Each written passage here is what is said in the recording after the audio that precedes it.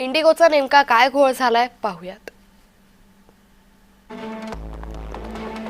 डीजीसीएनं pilot आणि अन्य कर्मचाऱ्यांच्या कामाच्या तासाबाबत 1 नोव्हेंबर पासून नवे नियम लागू केले।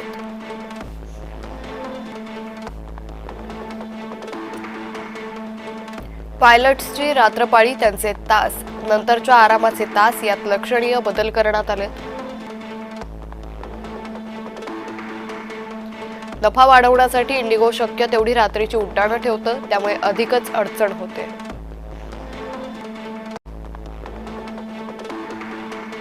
नव्या नियमांचं नियोजन करण्यासाठी विमान कंपन्यांना 2 महिने देण्यात आले।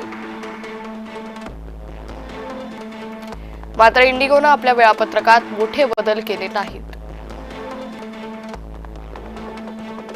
बदलांची अंमलबजावणी करण्यासाठी पुरेसं मनुष्यबळ नसल्याचीही चर्चा आहे। नवे नियम लागू होऊन 1 महिना उलटूनही इंडिगोला जाग आली नाही। दुसरं कारण म्हणजे इंडिगोची दररोज 2400 उड्डाणे, त्यामुळे समस्या उद्भवली की तिचा परिणाम अधिक जाणवतो।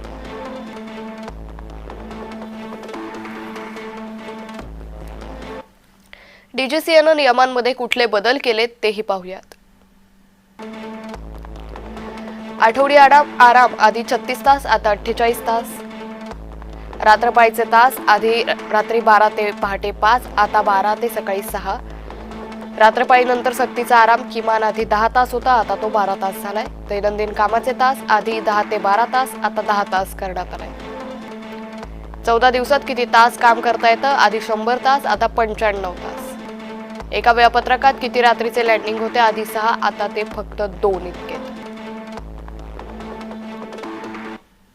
इंडिगो कंपनीसाठी जय महाराष्ट्रनं काही सवाल उपस्थित केलेत, पाहूयात।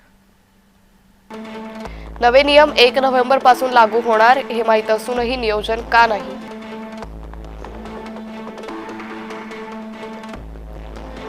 आधी पायलट्सची गरज भासणार हे माहीत असूनही वेळेत भरती का नाही केली?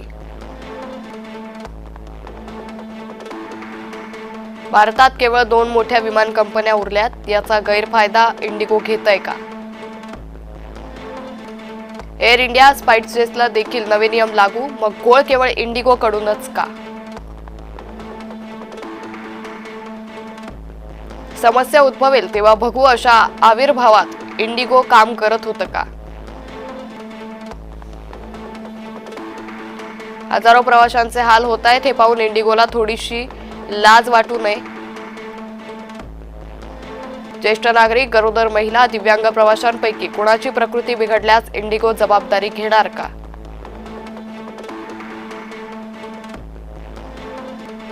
अनेक प्रवासी 10 ते 14 तासांपासून विमानतळांवर त्यांना हॉटेलमध्ये रूम का दिली जात नाही? केंद्र सरकार बेजबाबदार विमान कंपन्यांना चाप कधी लावणार?